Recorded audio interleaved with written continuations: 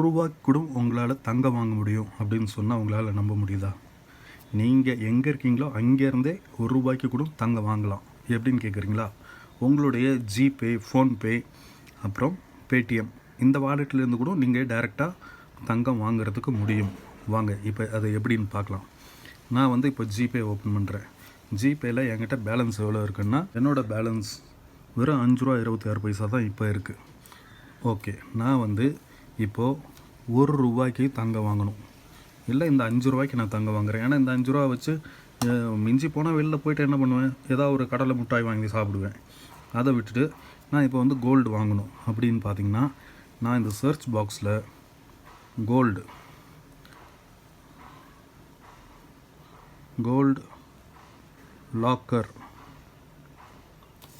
லாக்கர்னு type பண்ணுன்னா எனக்கு இந்த கோல்டு லாக்கர் வரும். இதில் கிளிக் பண்ணிவிட்டு நான் இப்போ பைன்ற ஆப்ஷன் நான் கொடுக்குறேன். பை போயிட்டு நான் 5 ரூபா கொடுக்குறேன். 5 ரூபாய்க்கு எனக்கு எவ்வளோ கிராம் வருதுன்னா 0.6 மில்லிகிராம் வருது. அப்போ நான் இந்த 5 ரூபாயை நான் பே பண்ணுறேன். நான் இந்த 5 ரூபா பே பண்ணிட்டேன். இப்போது 0.6 மில்லிகிராம் கோல்டு நான் வாங்கியிருக்கிறேன். ஏற்கனவே நான் எவ்வளோ வாங்கியிருக்கேன்னா, ஒரு 8 ரூபாய்க்கு வாங்கியிருக்கேன், 1 ரூபாய்க்கு வாங்கியிருக்கேன், இன்னும் 1 ரூபாய்க்கு வாங்கியிருக்கேன், இன்னும் ஒரு 5 ரூபாய்க்கு வாங்கியிருக்கேன். இப்போது என்கிட்ட மொத்தம் எவ்வளோ கோல்டு இருக்குது அப்படின்னு பார்த்தீங்கன்னா 1.8 மில்லிகிராம் கோல்டு இருக்குது. இப்போது 1 மில்லிகிராம் கோல்டு 7.73.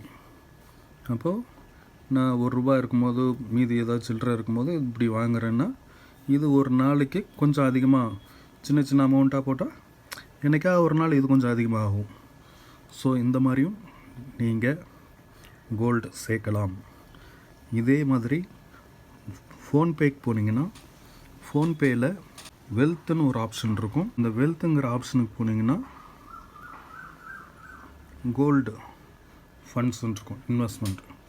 இதில் போயிட்டு இதுலேயும் பை பண்ணலாம். பேடிஎம்லேயும் கோல்டுன்னு சர்ச் பண்ணிங்கன்னா வரும். அதில் நீங்கள் சேவ் பண்ணிக்கலாம்.